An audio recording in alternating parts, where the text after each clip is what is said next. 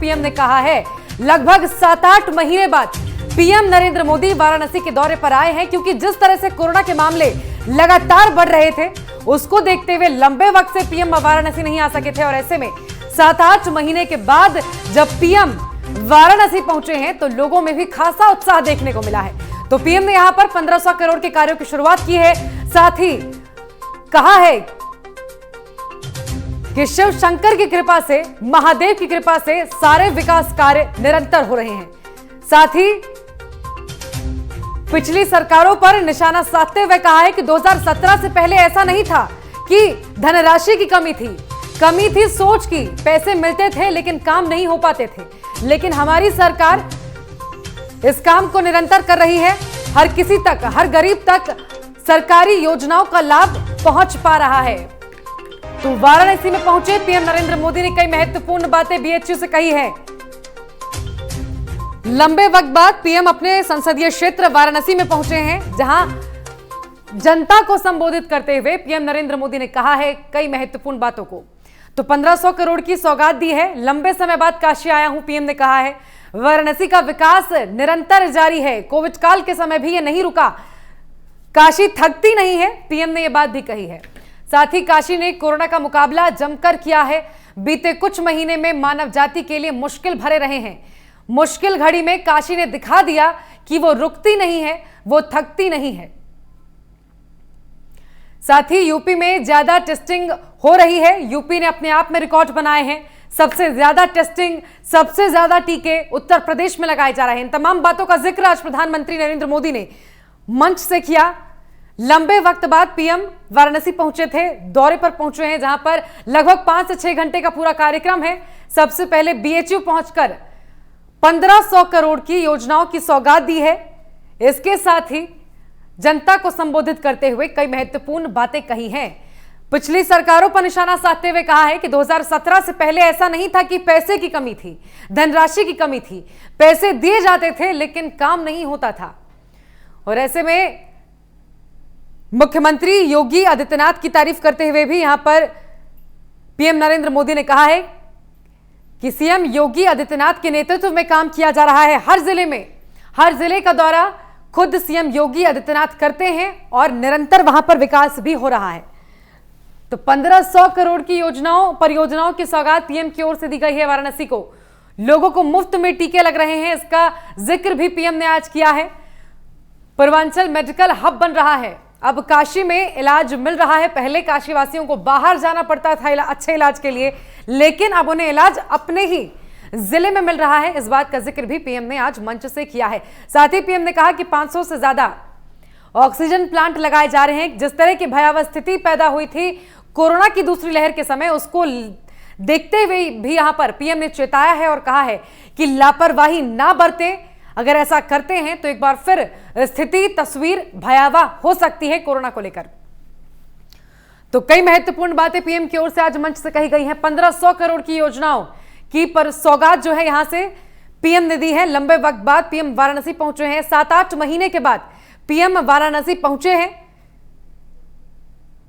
और जाहिर है लोगों में उत्साह भी देखने को मिल रहा है। पीएम ने मंच से कई महत्वपूर्ण बातें कही। लोगों को मुफ्त में टीका लग रहा है, यह बात भी पीएम नरेंद्र मोदी ने मंच से कही है। पूर्वांचल मेडिकल हब बन रहा है, अब काशी में इलाज मिल सकता है। क्योंकि देखिए पहले काशी से बाहर लोगों को अच्छे इलाज के लिए जाना पड़ता था, लेकिन अब काशी में ही लोग अपना इलाज करा सकते हैं। इस बात का जिक्र भी पीएम ने मंच से यहां पर किया है।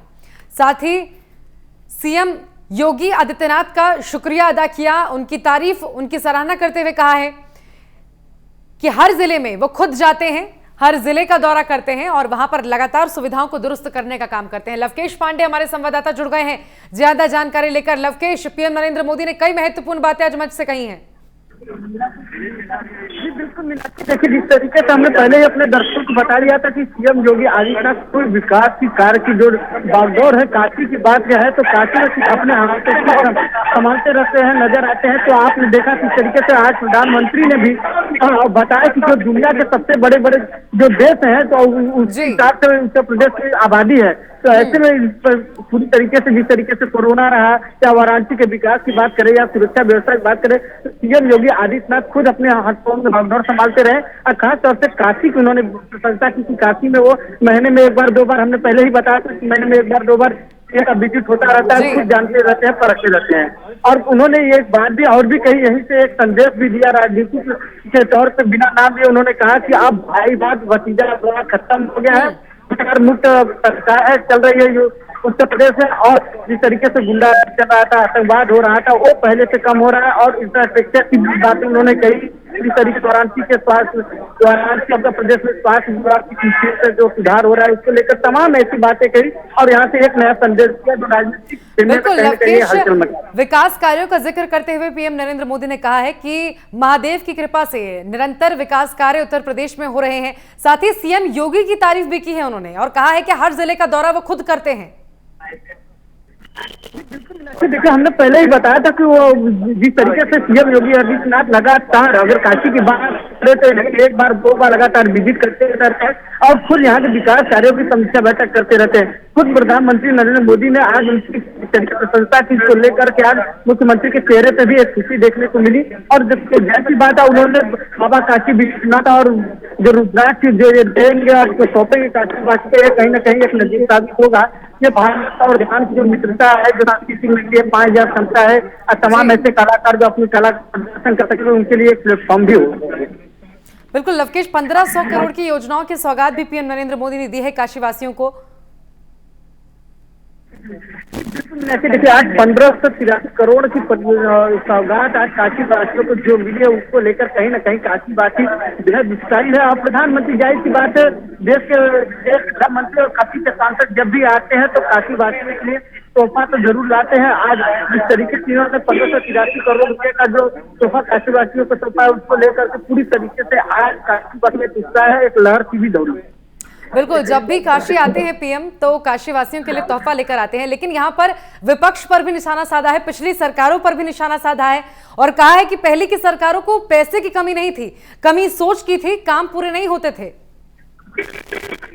देखिए, उन्होंने साफ शब्दों में कहा था, जन नाम भी यही कहा था कि भतीजावाद और परिवारवाद भाईवाद खत्म हो गया है। सही बात है कि जिस तरीके से देखा जाए 2017 और 2014 से मिला लिया जाए, जो काशी को एक फैसला ना उत्तर प्रदेश को जो 2017 के बाद एक नाम मिला है, जो मुकाम हासिल हुए हैं, जो कार्य क्षेत्र है, लगातार कार्य क्षेत्रों में कार्य हो रहे हैं, तमाम ऐसे प्रोजेक्ट है कि जो तमाम ऐसी चीजें को सीएम योगी आदित्यनाथ संभाल हुए, उनकी प्रशंसा करते नजर आए प्रधानमंत्री नरेंद्र मोदी।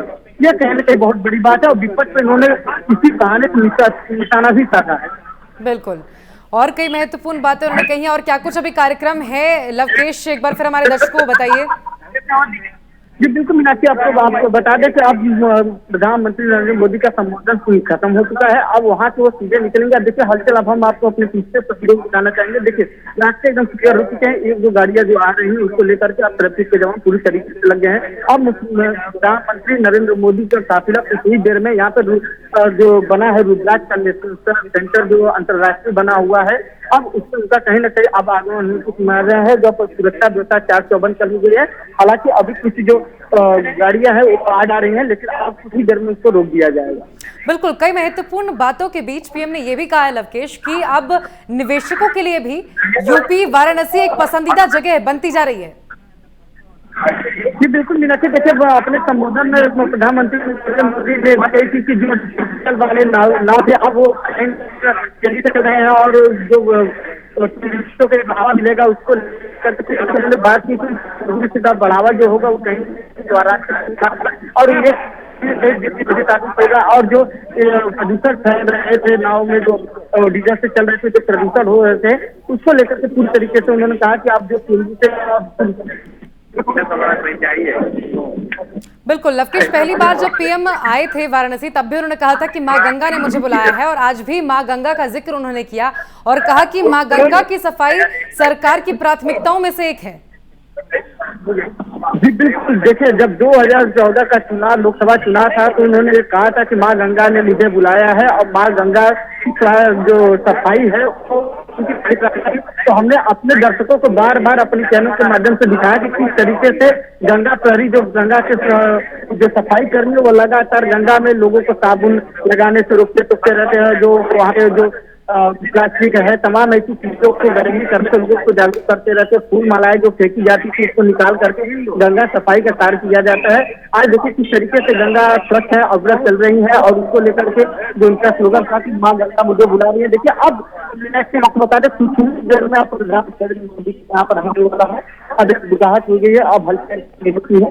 अब पिछली देर में प्रधानमंत्री मोदी का काफिला यहाँ से हमको लग रहा है कि बीएसपी का बन चुका है। पिछली देर में जो 10-5 मिनट का अंतराल होगा उसके बाद यहाँ पे पहुंचेंगे। बिल्कुल।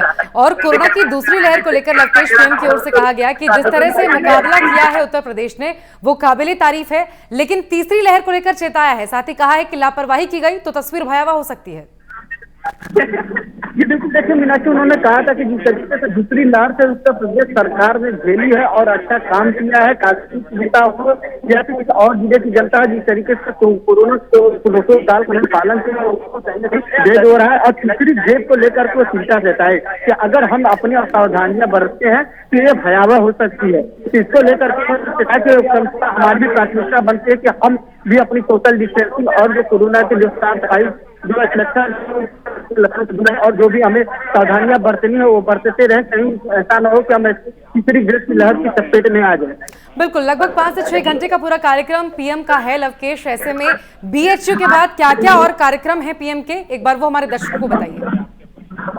बिल्कुल मीनाक्षी, देखिए हम आपको बता दें कि प्रधानमंत्री नरेंद्र मोदी को 1.5 घंटे यहाँ पर आए हो चुका है। अब वो बीएसपी का संबोधन करने के बाद, कार्यकर्ताओं को मिलने के बाद, संबोधन करने के बाद अब वो सीधे जो हमारे आप तस्वीर देख रहे होंगे, अब ये तो गुजरेंगे रुद्राक्ष कम्युनिकेशन सेंटर जो जापान और भारत के संबंधों से बना है, अपनी तरीके से जापान के तर्ज पर बना है, उसका अवलोकन करेंगे और यहाँ पर आके तो सबसे पहले रुद्राक्ष का एक वृक्ष लगा करके उसका उद्घाटन करेंगे और देखेंगे कि किस तरीके से जापान की तर्ज पर यह बना है या कहीं ये कला और संस्कृति के लिए बेहद कारगर साबित होगा। ये कलाकारों को एक अच्छा प्लेटफॉर्म मिलेगा। सांस्कृतिक धार्मिक स्थल सब से जो गायन होता है, नृत्य होते हैं, वो कहीं ना कहीं 5000 की क्षमता जो दर्शकों का है बढ़ करके उसका लुत्फ उठा भी सकते हैं और ये कहीं ना कहीं टूरिस्ट को बढ़ावा देगा। बीएचयू से सीधा कन्वेंशन सेंटर के लिए आएंगे पीएम मोदी, ऐसे में उनके साथ कौन कौन रह सकता है और आप जहां पर मौजूद हैं वहां पर किस तरह की हलचल अभी देखने को मिल रही है? देखिए जहाँ पर हम मौजूद हैं वहाँ की हलचल की बात करें तो अब हलचल पूरी तरीके से हो गई है। प्रशासनिक व्यवस्थाएं अब हाई अलर्ट मोड पे हो गई हैं। अब देख सकती है तस्वीरों में अब कोई भी मतलब बाहरी गाड़ी और चीजें नहीं दिखा रही है। प्रशासनिक भैया दिखाई दे, प्रशासनिक गाड़ी लगातार है कि कोई आने नहीं सकता है क्योंकि अब काफिला हमको लग रहा है वहाँ गया है।